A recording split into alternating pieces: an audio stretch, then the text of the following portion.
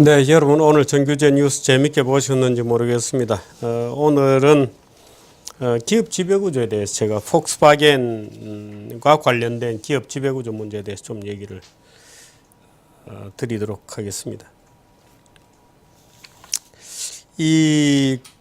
독일 경영학자들은 종종 이런 얘기를 합니다. 이 포르쉐라고 하는 회사는 각기 다른 방향으로 뛰쳐나가려고 하는 5마리의 말이 끌고 있는 회사다.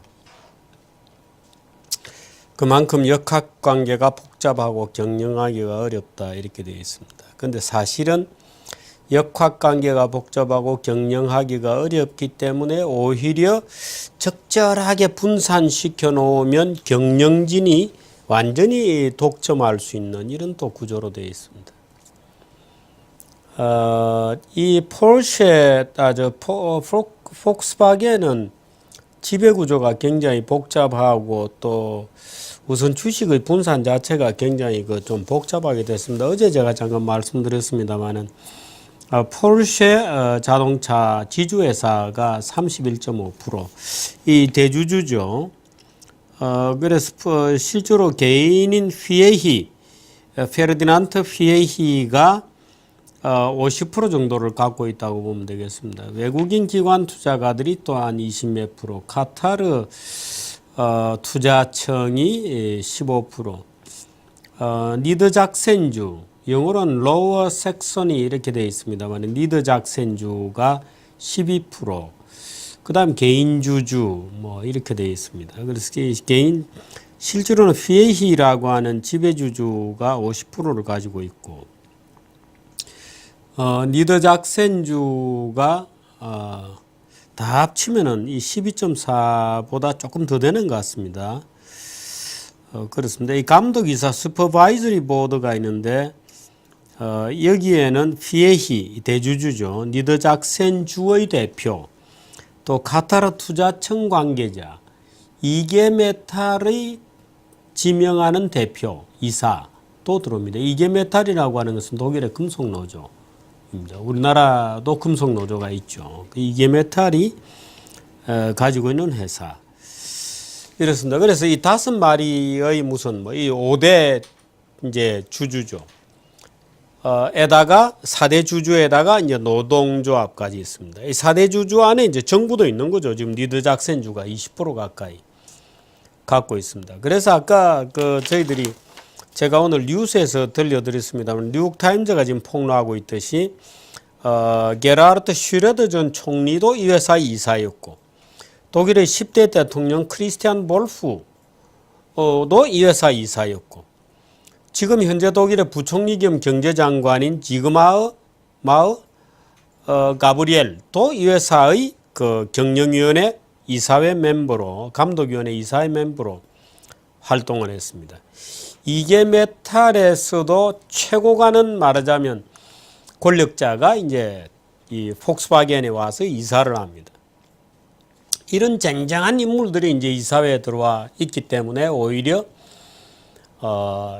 정경유 착적 구조를 갖게 됩니다. 정경유 착적 구조를 갖게 됩니다. 우리나라 포스코가 주인이 없어지면서 박은순 이사, 안철수 이사 이런 사람들이 포스코 이사가 되는 것하고 똑같은 구조로 되어 있습니다.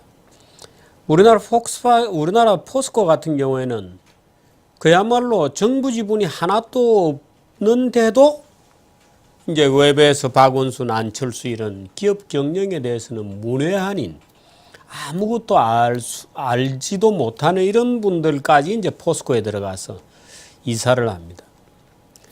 저는 최근에 국내 포스코가 경영이 엉망이 되어 있는 것도 이런 포스코의 지배구조 때문에 그렇다고 생각을 합니다.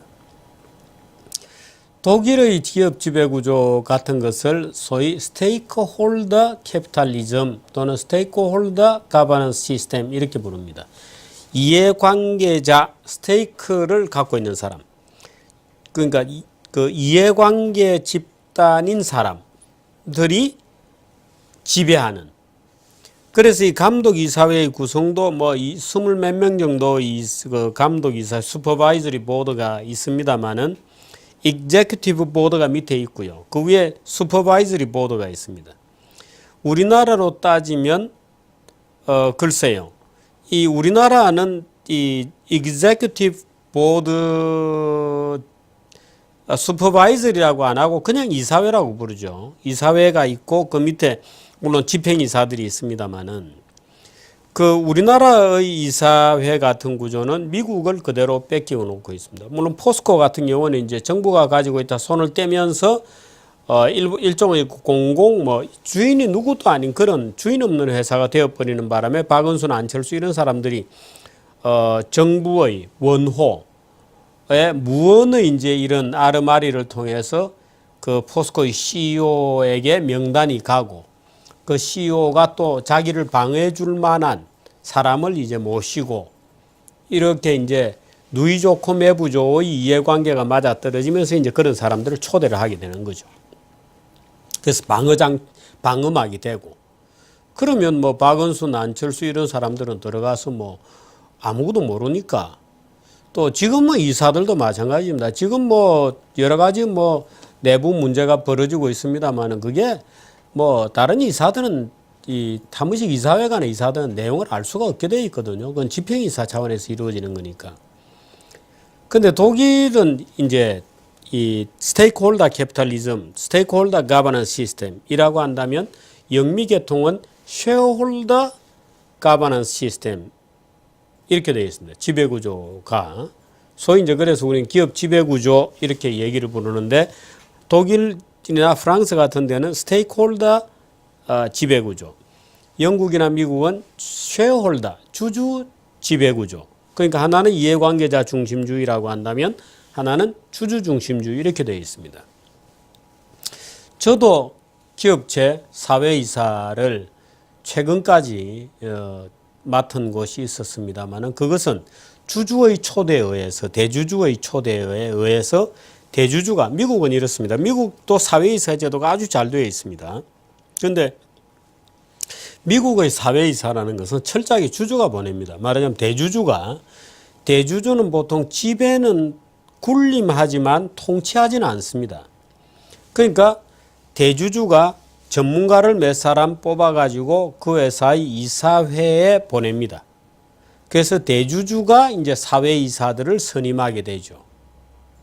그런데 우리나라 같은 경우는 이제 그 대주주 중에 일부는 어떤 분들은 대주주가 직접 통치도 하기 때문에 사회이사의 관계가 협력적 성향이 높고 감시적 성향은 아무래도 떨어지죠.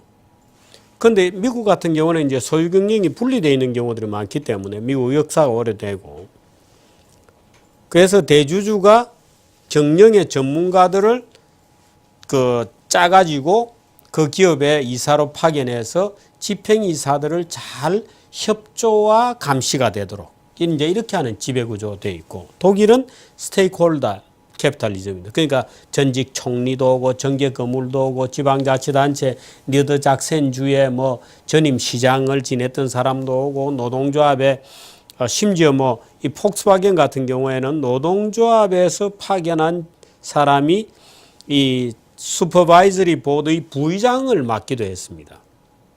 그러니까 이 슈퍼바이저리 보드에서 사실 실제로 디시전 되는 거는 아주 좀 공중에 붕붕 뜬 얘기만 디시전이 이루어지고 실제는 그 이사회 의장이 집행이사들을 데리고 일을 하는 그 직접 이제 집행이사들을 통치하는 이런 구조로 되어 있습니다. 그 두 가지의 지배구조가 대립하고 있는 거죠.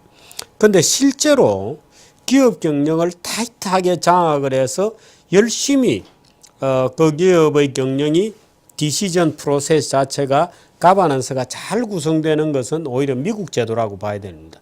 권한과 책임이 정확하게 일치하는. 근데 이제 뭐 슈레드도 오고 정치인도 오고 박은순도 오고 안철수도 들어오고 이렇게 되면 권한과 책임이 일치하지 않죠. 그러면 그분들은 떠나가면 그만이고 기업 경영의 구체적인 내용은 모르고 하니까 책임과 권한이 일치하지 않습니다. 그러니까 아주 추상적인 디시전만 이루어지고 구체적인 디시전은 전부 집행부로 위임하게 되는 결과가 되죠. 대개 이제 공산당들이 무슨 중앙당 상무위원회 이런데 이제 전인대 뭐 이런 게 있고 전국인민대표자대회 같은 디시전 프로세스가 큰 게 있으면 거기서 전부 위임해 버립니다. 거기에는 전부 뭐 찬성표만 던지게 되면 이제 그 밑에 상무위원회에 다 위임을 해 버리죠. 그런 것처럼 사실은 독일은 이해관계자들이 모여서 기업을 어떤 주주의 것으로 보지 않고 기업을 하나의 사회적 조직으로 본다. 이런 게 이제 소위 쉐어홀더 캐피탈리즘의 기본입니다만은 기업 경영은 사실은 그렇게 돌아가면 안 됩니다. 그런데 독일 같은 경우에는 그런 시스템이 그나마 지금까지 또 앞으로도 꽤 작동하겠습니다만은 작동하는 다른 산업적 이유들이 있습니다. 다른 산업적 이유들이 독일 그래서 근데 한국의 이제 소위 좌익 운동가 그룹 또는 우리나라 기업 지배구조 개혁을 주장하는 소위 진보파들이 주장해 왔던 것은 대한민국 기업도 독일처럼 바꾸자는 것이 이제 주된 주장이었습니다. 그래서 박은순, 안철수를 많이 자주 보내듯이 이 기업 저 기업에 보내자. 그것이 이제 잘 안 되니까 최근에는 국민연금을 장악해서 국민연금이 각 기업의 주식을 많이 가지고 있으니까 국민연금을 통해서 기업을 지배할 수 없겠는가 하는 이제 아이디어까지 내면서 기업의 권력을 뺏어가려고 기업의 디시전 파워를 뺏어가려고 기업을 소셜라이즈 하려고 기업을 사회화하기 위해서 굉장히 투쟁하고 있는 거죠. 그 지금 어떻게 보면 우리 사회에서도 뭐 경제민주화다 뭐다 하고 굉장히 많은 갈등이 있습니다만은 기업의 디시전 파워 또는 기업의 파워를 누가 어떻게 장악하느냐. 주주를 쫓아내고 대주주를 쫓아내고 어떻든 소셜라이즈에서 박은순, 안철수 같은 사람들이 쫙 이제 들어가서 기업을 지배하고 싶은 그 지배의 욕구가 말할 수 없이 들끓고 있는 것이 사실은 그동안의 재벌 개혁 논의였고 뭐 재벌이 잘하도록 도와준다 이런 게 아닙니다. 재벌을 지배하고 싶은 겁니다. 속마음은.